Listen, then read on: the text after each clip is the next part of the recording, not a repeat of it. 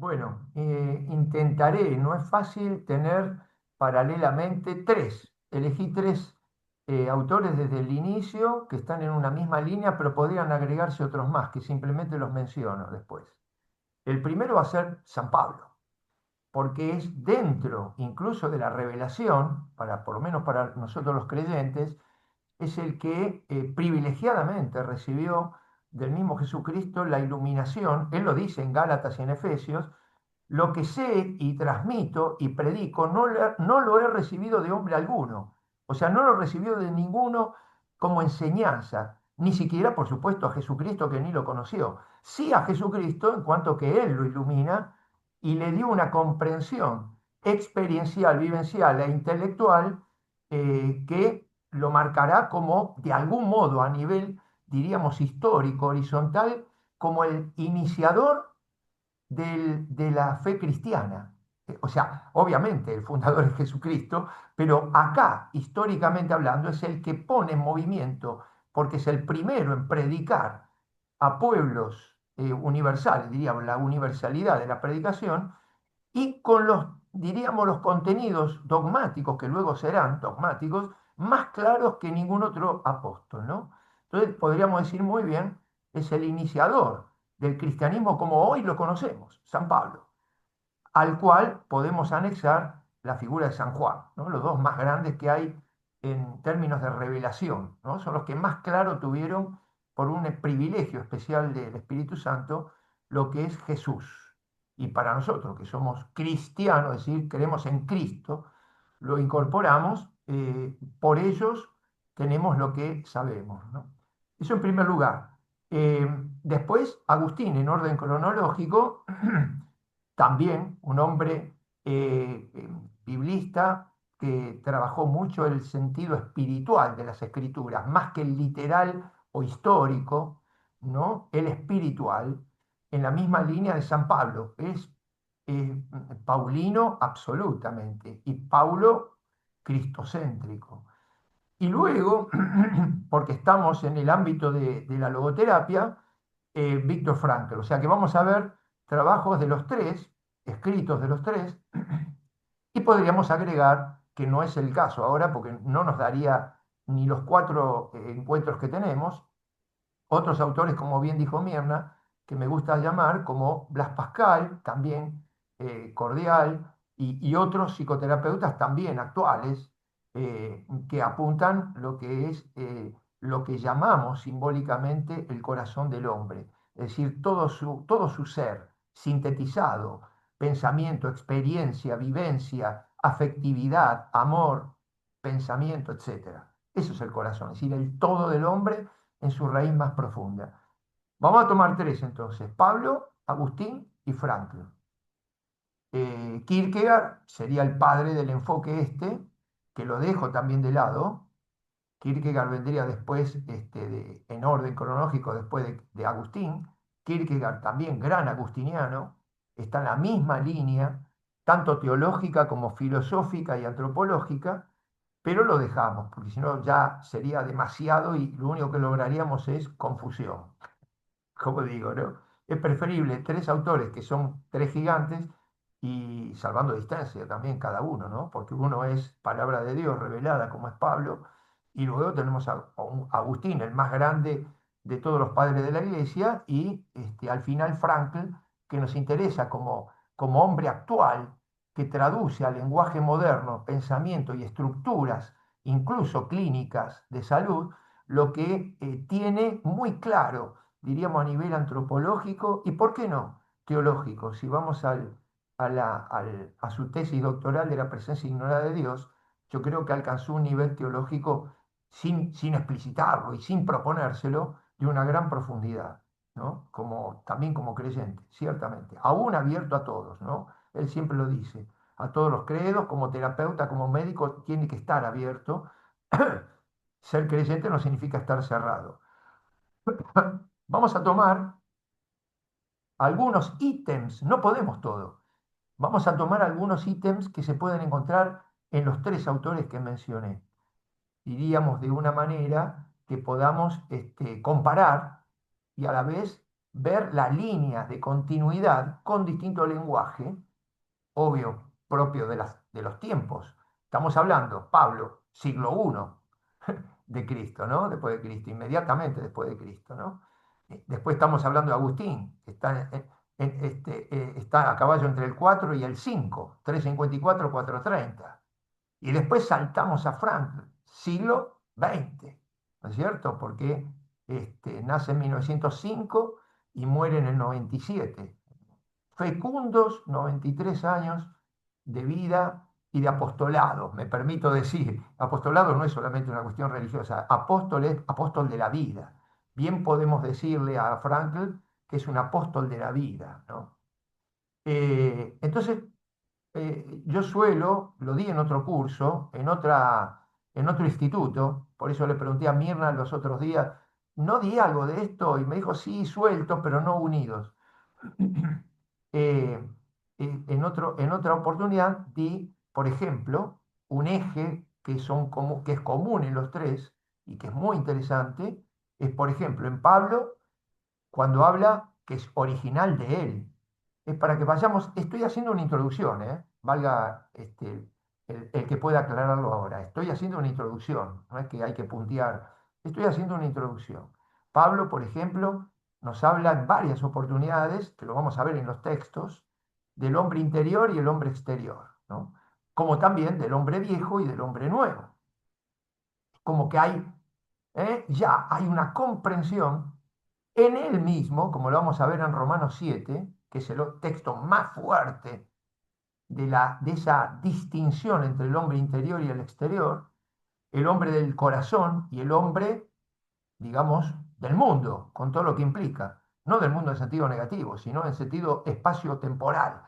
Porque sabemos, como bien decía Pascal, que el hombre está a caballo entre lo inmanente y lo trascendente, o entre lo temporal y lo intemporal.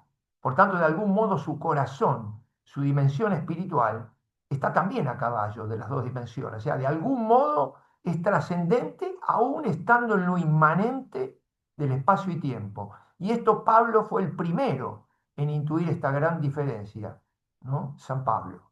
Por eso cuando él habla de sí mismo va a distinguir, ¿no? Ese Pablo interior del Pablo histórico, ¿no? Con todas sus alternancias, con todo lo que es el mundo, todo lo que le implica seguir en esta tierra.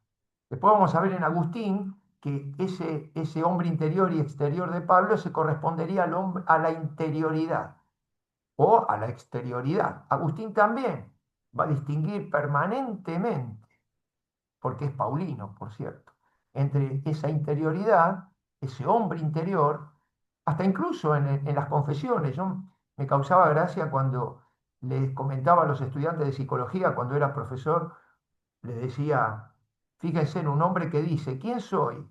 ¿El de los sueños o el de la vigilia? Es decir, y después le decía, se trata de San Agustín, no de un psicólogo de hoy, ¿eh? Pero ya Agustín se preguntaba, su inconsciente espiritual, diríamos, más que pulsional como Freud, ¿no? El inconsciente profundo de su conciencia. ¿Quién soy yo? ¿El que me veo en los sueños o el que soy en la vigilia? Es decir, cuando estoy despierto y actúo en la sociedad. Siempre va a haber un hombre interior y un exterior. Un hombre interior profundo que aún nosotros desconocemos y que saltando al último autor, en Viktor Frankl, con ese mismo concepto, que lo tiene bien claro porque fue lector de ambos que yo les menciono, como de Kierkegaard ni hablar, Kierkegaard habla de la subjetividad y también Frankl, o sea que pasamos del lenguaje del hombre interior a la interioridad y a la subjetividad y al inconsciente espiritual.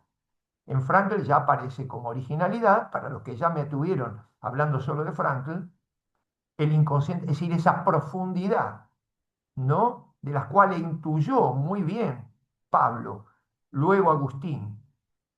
Frankl le llama eso ya con un lenguaje y con un pensamiento contemporáneo, con todo el aporte de la filosofía existencial, a la cual ahora voy a ir, que es también lo que los une, un enfoque existencial. Vamos a ver qué es eso.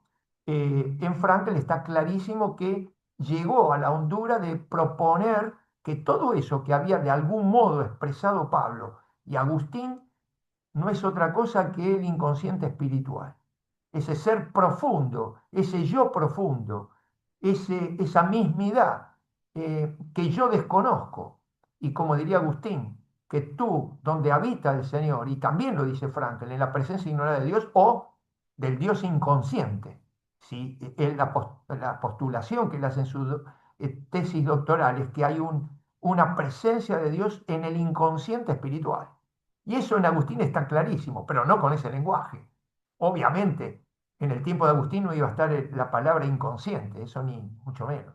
A veces tratemos de hacer el esfuerzo de comprender lo que nos quiere decir un autor para luego traducirlo en distintas palabras y lenguaje.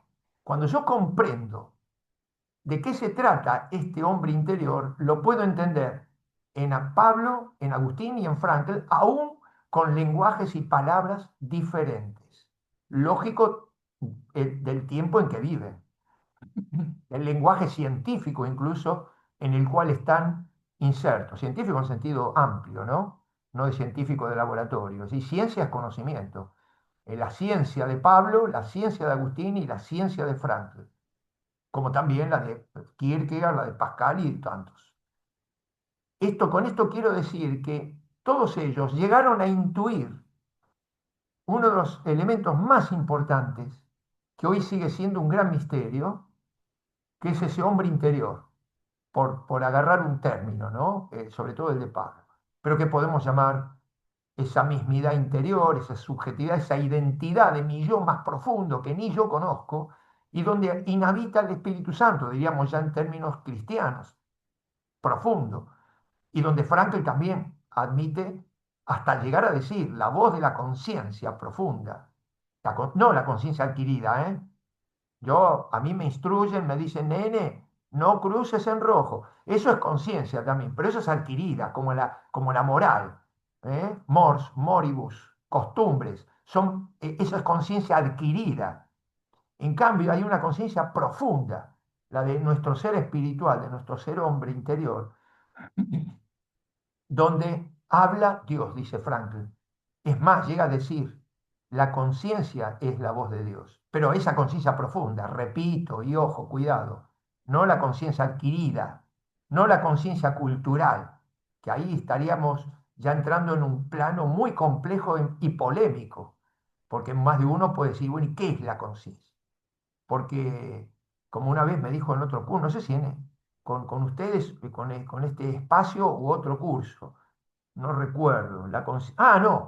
No, cuando di una charla sobre ética y moral para empresarios, mire, nada que ver, pero uno me preguntó, ¿acaso el Islam, por ejemplo, extremo, ¿no? El yihadista, que mata o degüella a una persona porque no es de su credo, o le pega hasta matar a la mujer, no es conciencia, no tiene, si es una conciencia adquirida, y nosotros diríamos deformada, pero conciencia al fin. O sea, conciencia cultural, dentro de su mentalidad y su conciencia, está obrando rectamente.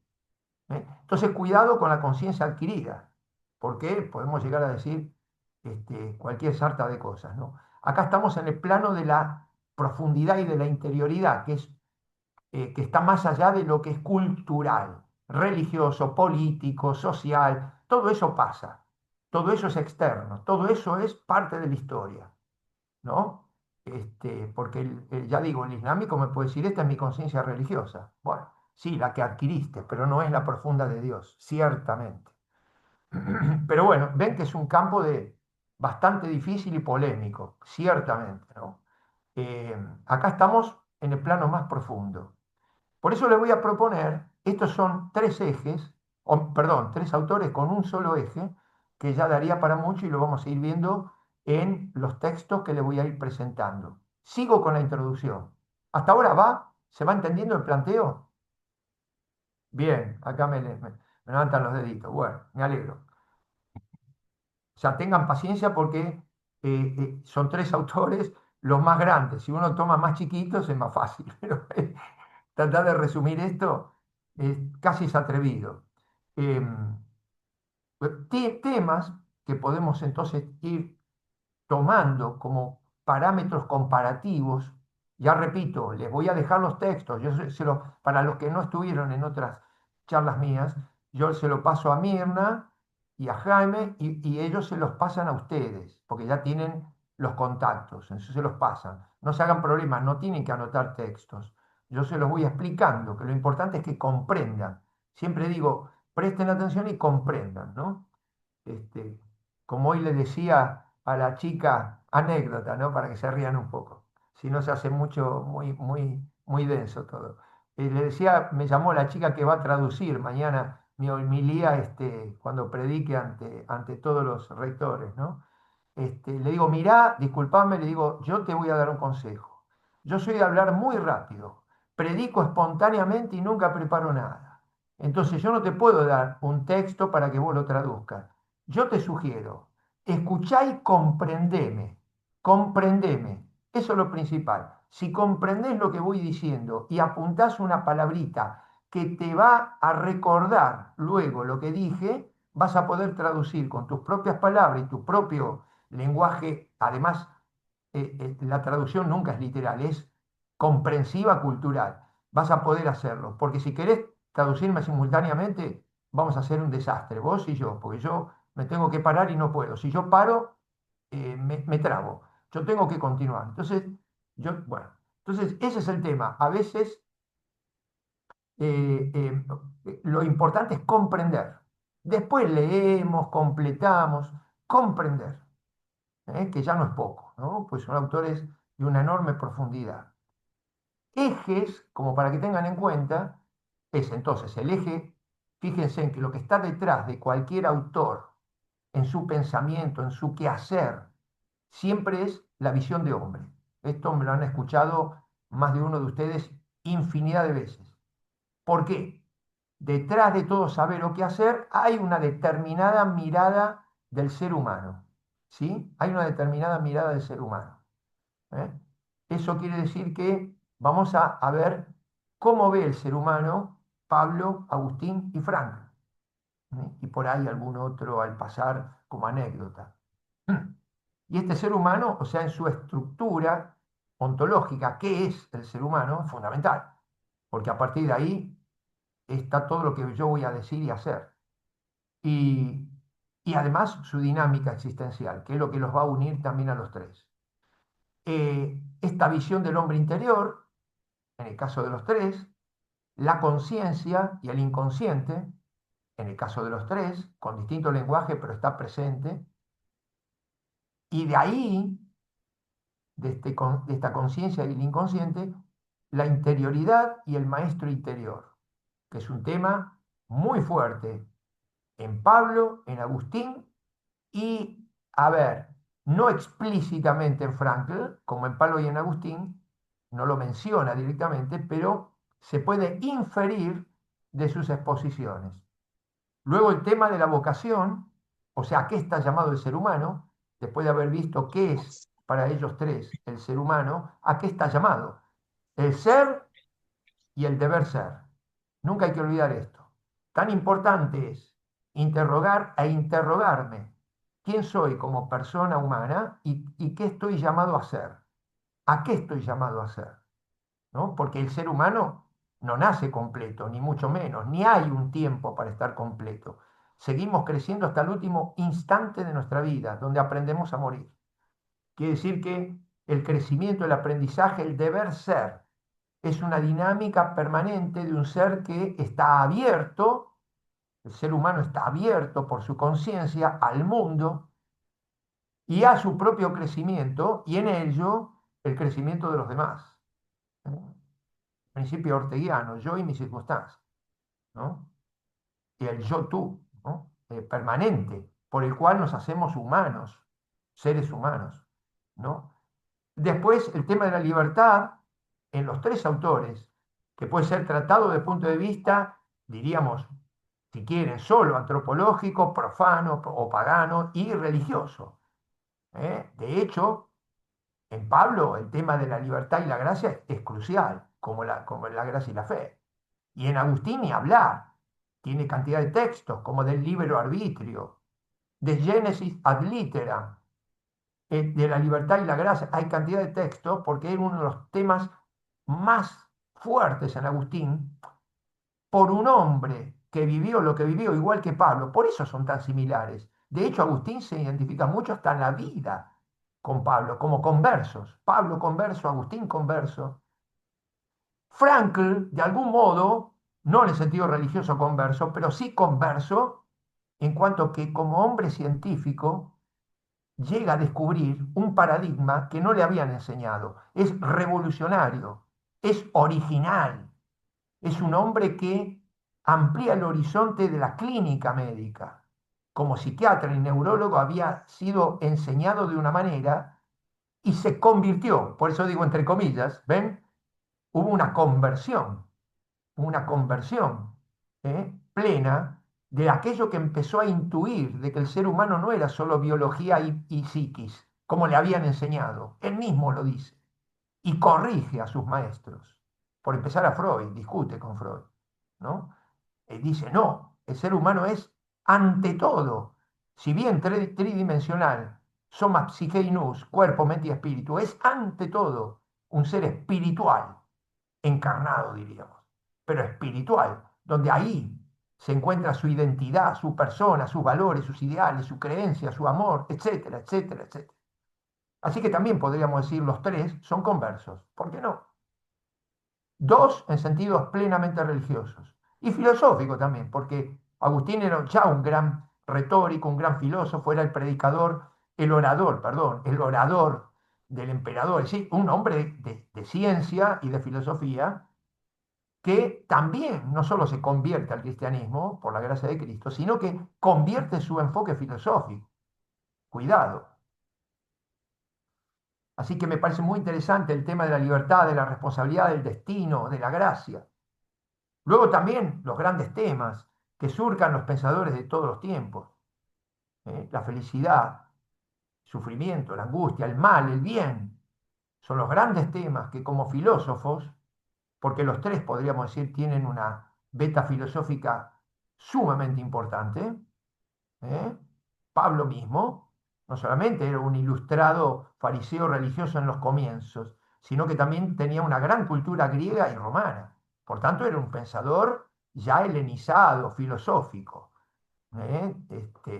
Y luego Agustín adquiere del neoplatonismo, más que del platonismo, que está en la misma línea agustiniana, perdón, paulina, estamos en esa línea, que no voy ahora a explicar cuál es la línea neoplatónica, pero va a salir seguramente en algunos textos.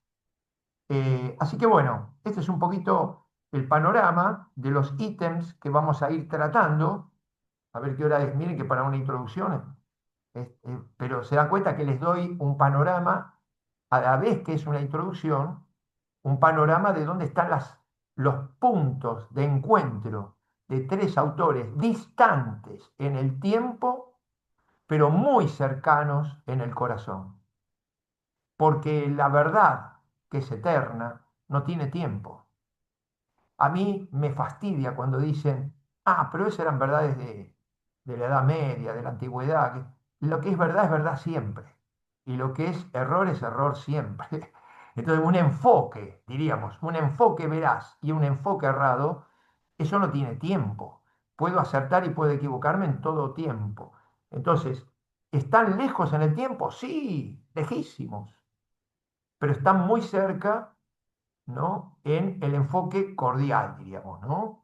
Vivencial, existencial y sobre todo nociológico, es decir, el conocimiento.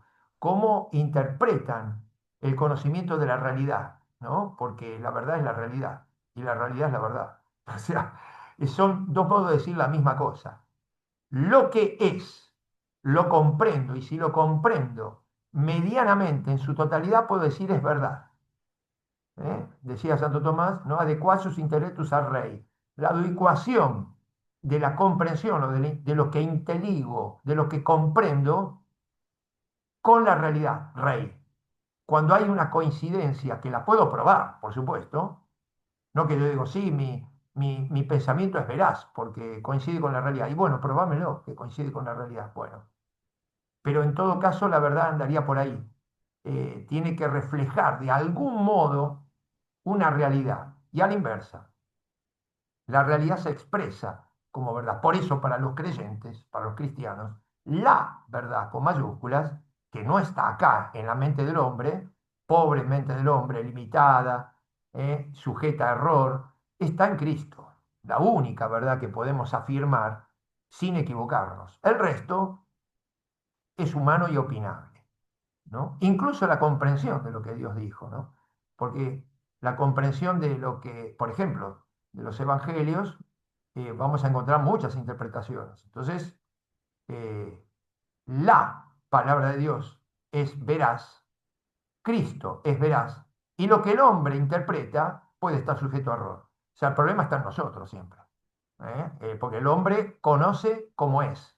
¿Y cómo es el hombre? Limitado. Entonces, mi conocimiento es limitado.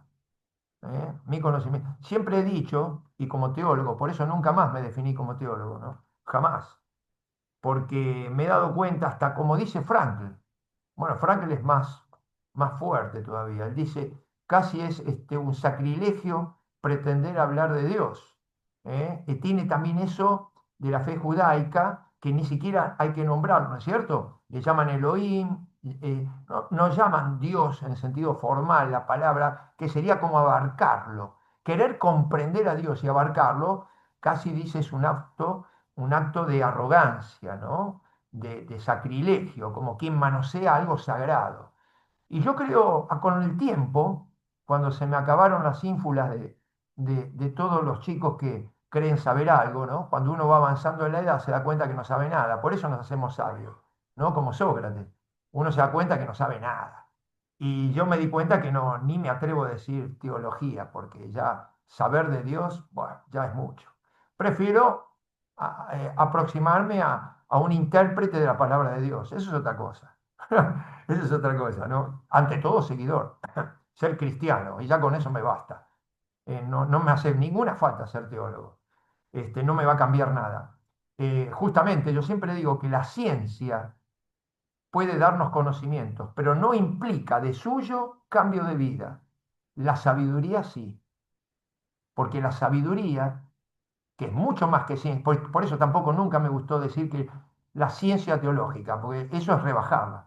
Si quieren decir algo grande de la teología, tendrían que decir sabiduría, porque la ciencia es limitada, muy limitada, pobrecita, ¿no? Ciencia de la teología. Entonces, y además no implica cambio. ¿Saben cuántos grandes teólogos hay que no llegaron ni siquiera a ser creyentes? O eran grandes pecadores. No tiene nada que ver. Entonces, conocer no implica cambiar la vida.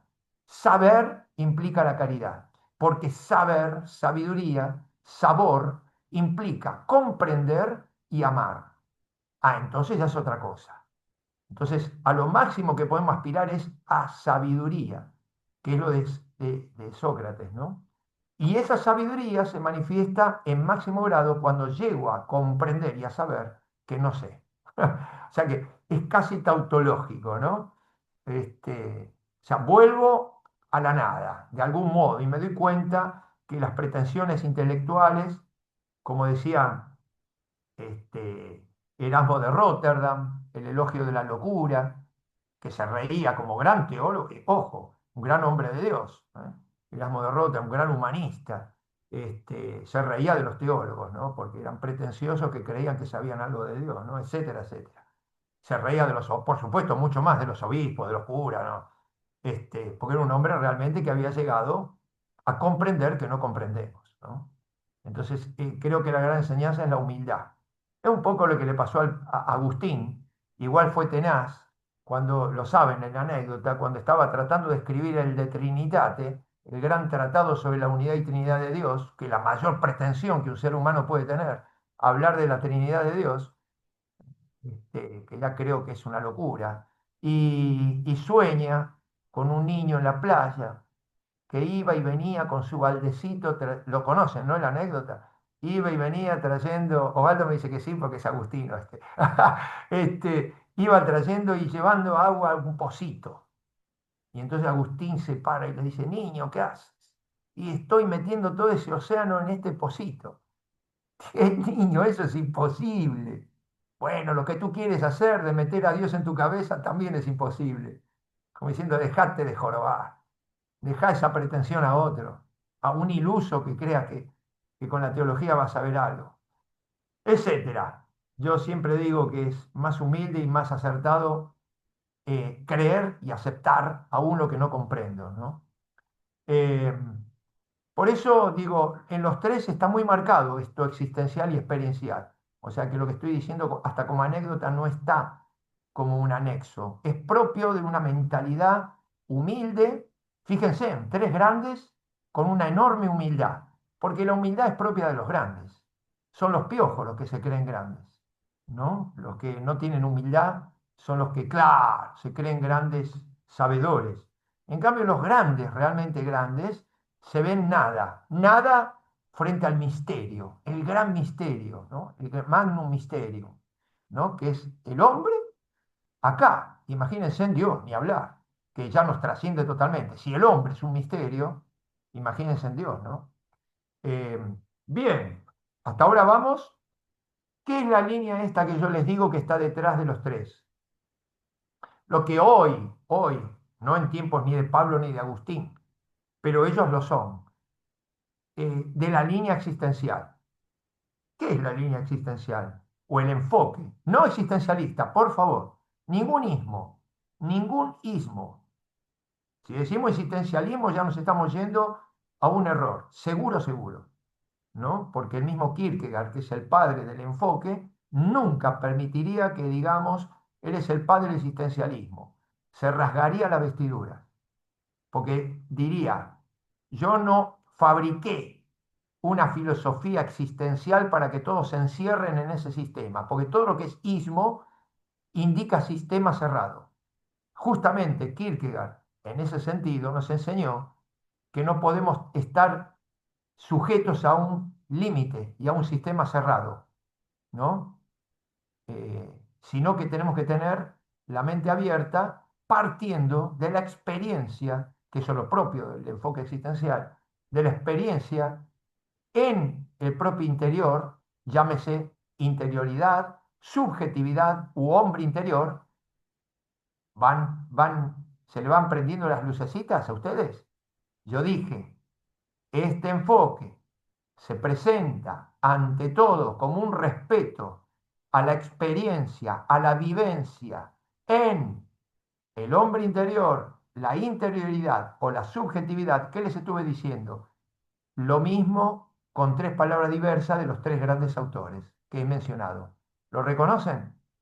Ahí el enfoque existencial, que es un modo de decir enfoque, quiere decir cómo miro, intento comprender un poco, acercarme a un poco a este gran misterio del hombre y del hombre respecto de Dios. Como siempre digo, este enfoque personalista y comunitario. El personalismo viene de Henri Mounier, que se los recomiendo, que reconoce la comunidad humana, cristiano este hombre, filósofo cristiano, que parte del reconocimiento de la persona humana. No hay persona sin comunidad y no hay comunidad sin persona. Por ejemplo,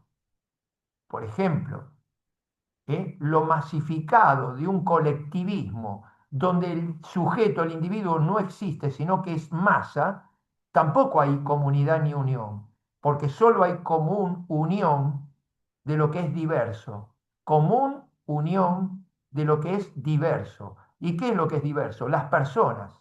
Somos respetadas en la diversidad, en este enfoque personalista y existencial. Cada sujeto es único. Incluso dentro de la fe, cada experiencia de Dios es única. No masifiquemos la religiosidad. Se puede formular doctrina, dogmas, conceptos, pero la experiencia de cada cristiano o de cada creyente de la fe que sea con Dios es única. Si no lo fuera, estaríamos hablando de una secta ¿eh? de lavado de cerebro, donde todos son iguales, todos piensan igual y nadie realmente se une a lo trascendente, porque la unión con lo trascendente es una experiencia de interioridad, del propio corazón, más allá, más allá de todo concepto, idea o sistema. El sistema me ayuda, me posibilita crecer. A mí el sistema, diríamos, religioso, me ayuda a crecer, a madurar. Pero mi experiencia con Dios está más allá del sistema. Si no, estaría nada más que adhiriendo a una entidad histórico, espacio-temporal, como si, por ejemplo, la iglesia fuera solamente una entidad sociocultural y no fuera un medio de encuentro trascendente con el Dios trascendente. Este enfoque existencial, ya, entonces, vieron que ya les uní un aspecto del enfoque existencial, el valor de la experiencia. ¿Quedó claro eso que dije?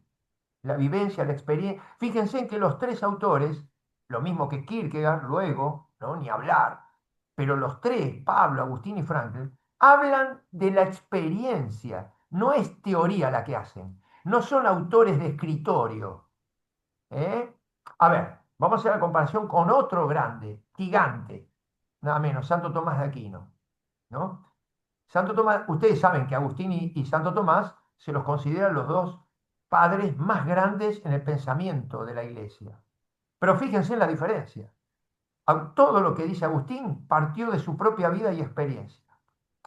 Y todo lo que, por distinto tiempo y objetivo. Santo Tomás de Aquino era un gran educador, formador. Entonces él tenía, por eso la Suma Teológica y la Suma Contragente, o sea, la Suma Filosófica, que son obras magistrales, ejemplo de enseñanza, o sea, de escolástica, por eso se llama etapa escolástica de la iglesia, es decir, scolé, enseñanza. El objetivo que tenía Santo Tomás no era el objetivo de Agustín, son objetivos y por tanto lenguajes y objetivos, diríamos que se plasman de forma diferente.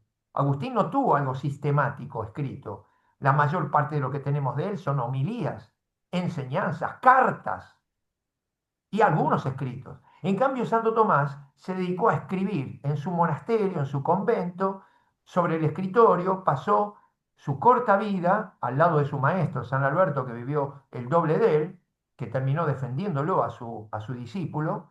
Es muy interesante la vida de ellos, pero estuvo sobre un escritorio, lo cual no es ni mejor ni peor, es diferente.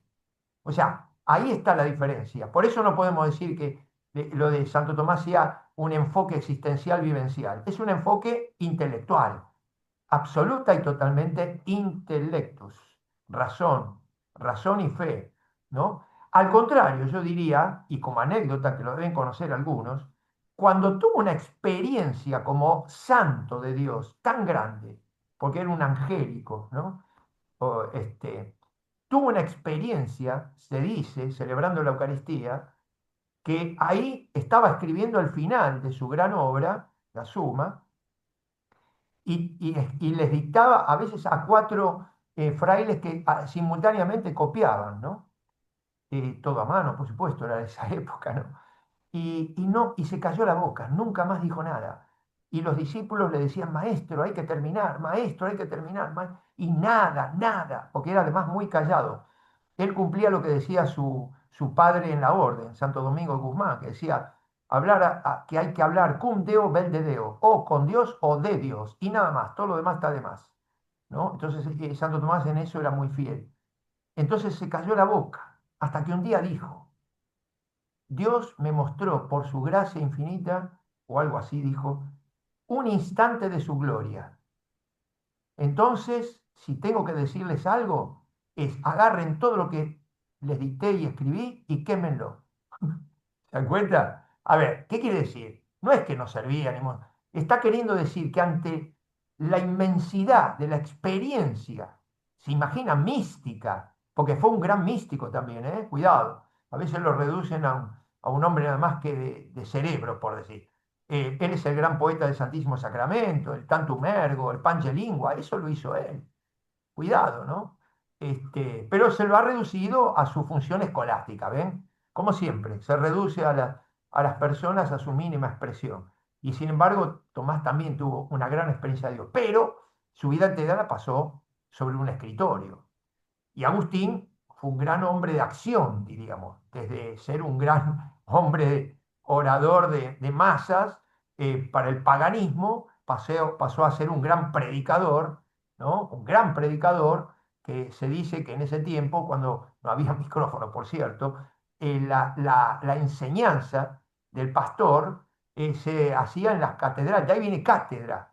En la catedral se subía al púlpito, los que somos de edad sabemos lo que es el púlpito, eso que estaba al costado y tenías que tener una buena voz, y de ahí enseñaba, se calcula habitualmente, por eso tomaban nota de sus homilías, que tengo varios textos de la homilía, gracias también a Mirna, lo tengo que decir públicamente, que me regaló unos ejemplares de la BAC, de las homilías de Agustín, y estoy chocho, que es mis grandes tesoros, que ya no se consiguen. Le tomaban escrito de sus homilías, porque él predicaba 2 horas hasta quedar exhausto, ¿no? Que era un hombre que no tenía buena voz encima. Fíjense, ¿no? Como Dios a veces hace que lo bueno cueste, ¿no? Le podía haber dado la voz qué sé yo, de Pavarotti, sin embargo, no se la dio de Pavarotti, ¿no es cierto? Pero esas son las cosas curiosas que tiene el Señor, ¿no? Nos hace difícil a veces lo más santo. Pero bueno, no sé cómo llegué acá, pero... no, por el tema de los objetivos, que no es lo mismo. Estos, en cambio, tres, Pablo, Agustín y Frankl, tienen una enseñanza a partir de la experiencia. O sea, traducen en conceptos intelectuales, sería otro modo de decir esto, pero a partir de la experiencia, no del razonamiento mental. ¿Me explico? No de un razonamiento especulativo, no de la especulación, sino de la experiencia, de la vivencia. Después también algo que tienen en común, por supuesto, es la visión del hombre integral, ¿no? Esta dinámica existencial, donde reconocen un ser humano abierto, dinámico, ese mi corazón está inquieto hasta que descanse en ti, decía Agustín, bueno, es la dinámica, no es algo estático para ellos el ser humano, ¿eh? Es bien también existencial esto, ¿no? Existere, de hecho, significa eso, ser en sí que sale, existere, el ser que sale fuera de sí, dinámicamente para encontrarse con el otro, con lo otro, con el mundo, con los valores, ideales. Es una permanente dinámica. ¿Ven? Entonces, esto está presente en los tres, ¿no? Por supuesto, más en Frankl, que tenía por lo menos ya claro el concepto a partir de Kierkegaard y de todos los pensadores existenciales, que él se nutre de Max Scheler, el gran fenomenólogo y hombre de la existencia sobre los valores, sobre Karl Jasper, Blondel, Merleau-Ponty y tantos, de la pléyade filosófica de la cual se nutre Frankl, ya con un fundamento, diríamos, y enfoque ya muy claro existencial. Los otros dos lo tuvieron implícitamente, sin llamar esa palabra, que no existía, por supuesto, existencial, porque es una palabra, ya digo, compuesta muy posterior de la era moderna. Existere nos quiere decir eso, ¿no? En el fondo lo que habían estado elaborando como pioneros Pablo y Agustín, ¿no? Eh, y por tanto también hasta de una visión, hasta de, casi diría, miren, me atrevo a decir, tanto Pablo y Agustín, y hablar Franco como clínico y terapeuta, ¿no? De eso, de suyo es así. Pero en Pablo y en Agustín también atisbos de un enfoque no solo existencial, filosófico y religioso, sino hasta psicológico. Porque tanto Pablo cuando escudriña, le recomiendo, después lo vamos a leer, Romanos 7, es un análisis psicoafectivo de su mundo interior, no solo espiritual, religioso, como creyente, sino psicoafectivo. Es ese texto, después lo vamos a leer entero, pero es largo. ¿eh? El querer el bien está a mi alcance, más no el hacerlo. Quiero el bien y termino haciendo el mal. Es todo un análisis clínico, diríamos hoy, muy interesante que hay en Pablo, un autoanálisis. Y eso ya es psicología, en el buen sentido, ¿no? No en el peyorativo, ¿no? Como a veces puedo emplear yo, que a veces soy peyorativo con la psicología, que no, nunca me fue muy simpática. Pero bueno, reconozco que tiene aportes, ¿no? Porque de hecho la psicología, hasta ayer nomás, era parte de la filosofía, vamos a decir la realidad, ¿no? Eh, perdón, y en Agustín, ni hablar. Agustín hace un buceo en sus afectividad, cuando él bucea en sus pasiones. Agustín analiza sus pasiones, su afectividad, sus sentimientos, ¿ven? Sus emociones. Y eso ya es del campo de la psicología. Así que hasta el aspecto existencial no es solamente en cuanto a al global, diríamos, enfoque filosófico y teológico, sino también psicológico. Psicológico. Esto es muy interesante, ¿no? Muy interesante. Yo veo, cuanto más los estudio, más veo un paralelismo y una riqueza que traducidas con términos diferentes me están hablando de lo mismo. Y esto es lo interesante. Y como pioneros, porque abrieron campos nuevos, los tres fueron grandes pioneros proféticos, diría, ¿no? Bien. eh, y la cuestión de, bueno, de la subjetividad, no solamente en el sentido que les expliqué, también está en el campo de la nociología, es decir, la teoría del conocimiento. Subjetividad, intersubjetividad, va a hablar Karl Jasper. ¿Qué es esto de la intersubjetividad? ¿Cómo nos conocemos entre nosotros? Si realmente compartimos nuestro logos, que ya está presente en la Biblia. Cuando decimos diálogos, o sea, compartir no solo la palabra, un discurso lógico formal. Esto es el diálogos, a través del logo, a través del logos, la palabra. Esto en los tres va a estar presente, en sentido nociológico, o sea, en sentido de la teoría del conocimiento. Van a analizar Pablo, no explícitamente, ¿no? Implícitamente en Pablo, pero en Agustín está muy claro, y en Franklin ni hablar. Cuando decimos que conozco, ¿cómo conozco? ¿Y qué es lo que conozco? Este es uno de los grandes temas, ¿no? ¿Qué logos es el que estoy discurseando, digamos así, ¿no? O me estoy, digamos, o estoy teniendo por decir así, simbólicamente hablando, un espejismo. Creo comprender la realidad cuando en realidad no capté el logos. Yo le imprimí a lo que creo que conozco mi idea, mi criterio, mi preconcepto, mi prejuicio o mis categorías a priori, como diría después Kant, Immanuel Kant, para los que saben filosofía, ¿no? Las categorías a priori innatas que ya traigo como ser limitado, humano, y que impongo sobre las realidades. Y por tanto las cosas son lo que yo digo que son. O sea, implica una gran problemática también este tema de la subjetividad, ¿no? Que no es lo mismo subjetivismo, por favor. Subjetivismo, ¿ven? Siempre el ismo. ¿Se acuerdan cuando le dije enfoque existencial, no existencialismo? Todo lo que termina en ismo es una exacerbación. Por eso hasta el cristianismo habría que corregir el término, por supuesto. Se acepta porque es lo más difundido, pero en realidad tendríamos que decir seguidores de Cristo, cristianos. Cristianismo sería un sistema conceptual, dogmático, solamente ideal, cerrado, ¿no? Y que es todo lo contrario a lo que hizo Jesús, ¿no? Porque si hay un ejemplo de apertura de la verdad y del amor es Cristo, ¿no? Él no planteó un sistema. De hecho, Cristo no inventó una religión.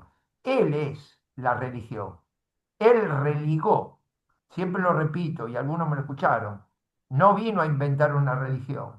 Él vino a religar definitivamente al hombre con Dios, porque el hombre no podía con ninguna religión unirse a Dios, porque el hombre no puede, tan simple como eso, no puede, haga lo que haga, no hay escaleras al cielo. En cambio, Dios bajó a mí, eso por eso digo, lean Pablo, Dios descendió a mí para que yo sí pueda unirme a Él. El que desciende es Él, yo no asciendo. Él descendió a mí. Él dio la vida por mí. Él pagó por mí. Todo esto es doctrina paulina. Solo Él entendió eso.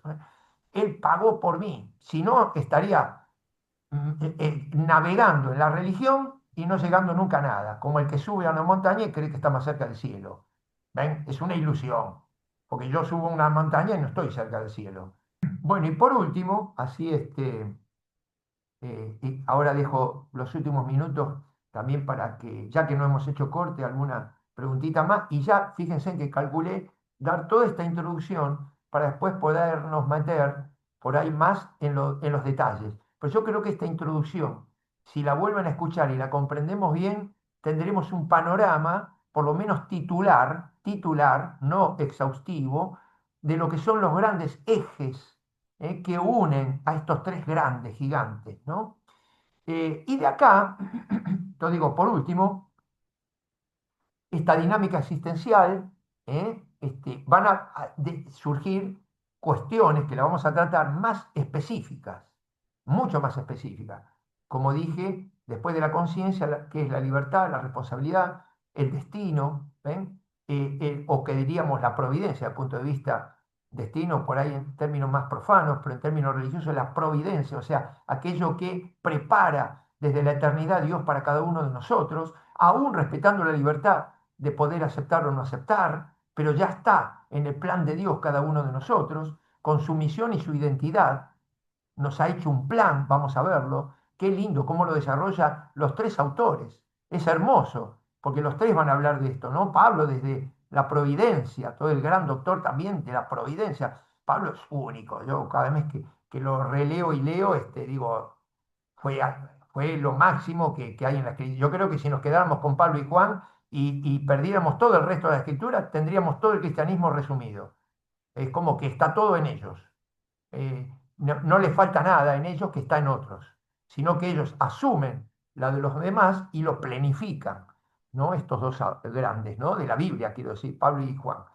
Y, eh, y toda esta providencia va a estar también hasta llegar a no hablemos en Agustín, ¿no? Yo te buscaba afuera, estabas dentro, tú me habías planeado, me habías pensado de toda la eternidad, etc. Y en Frankl también, la misión, somos el despliegue de nuestra misión. Si olvidamos nuestra misión, olvidamos nuestra identidad. Es fantástico.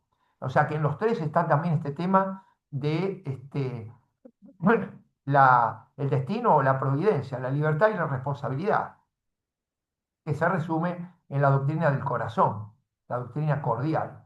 Y por último, muy particular, todo el tema de lo ético, que es más que lo moral. Ya les dije, lo moral está sujeto, por eso los errores en la moral, sujeto a la cultura en la cual uno se educó. Lo ético no, ya apunta a los principios y ya nos está hablando, si bien no es lo último, como bien decía Kierkegaard, ¿no? Los estadios, el estético, el ético y el religioso está por encima del ético, muy por encima, porque sigue dependiendo el ético de lo exterior, de parámetros y principios sabidos o no sabidos. Sin embargo, tiene una raíz, hunde la raíz ya en la conciencia, ¿no? Ya es otra cuestión lo ético.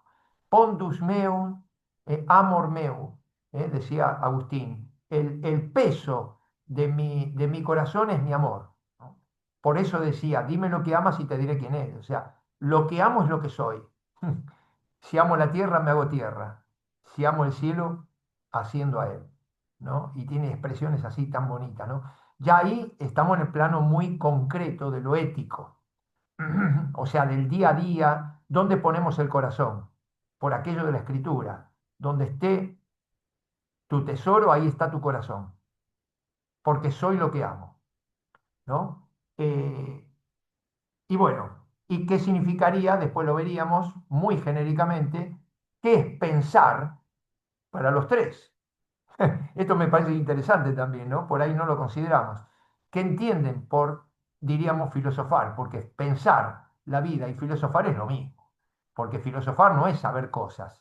Siempre lo aclaro. Filosofar es la capacidad de pensar, pensarse a sí mismo, pensar su relación con el mundo e interrogarse, preguntarse.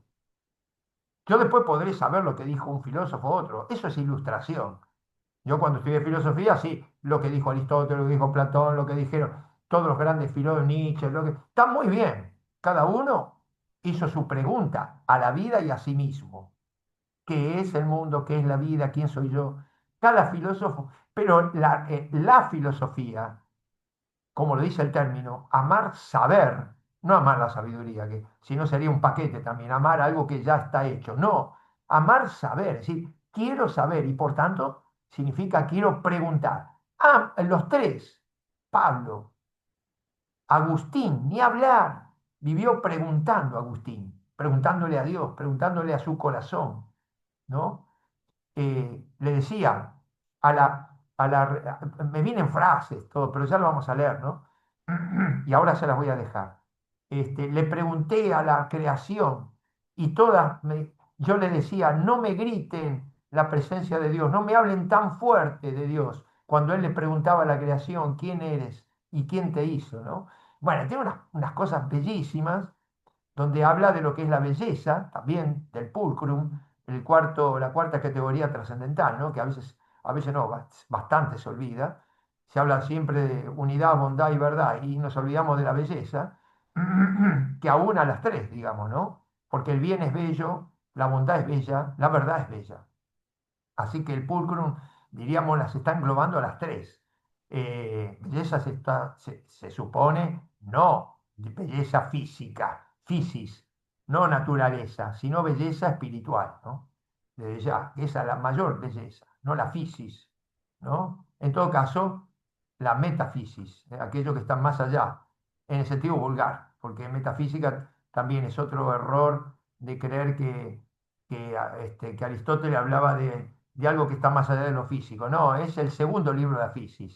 El segundo libro de la física habla del primer motor, que sigue siendo físico. O sea que nunca llegó a lo trascendente Aristóteles. En cambio, Platón sí, su maestro llegó mucho más alto, y no quedó en un naturalismo, sino que llegó a la trascendencia. Por eso los neoplatónicos son los que más le aportaron a Pablo. Se dice que ya conocías como cultura helenista los conocía, no a los neoplatónicos, pero sí a Platón, sobre todo Agustín, neoplatonismo, Proclo, Protágoras, etcétera, y Frankl, ciertamente, porque es el que más trabaja lo trascendente. Eso desde un naturalismo no sería posible, no sería posible. Ni aún haciendo un gran esfuerzo podemos llegar a hablar de algo trascendente en Aristóteles, ¿no? Ni haciendo una gran pirueta, ¿no?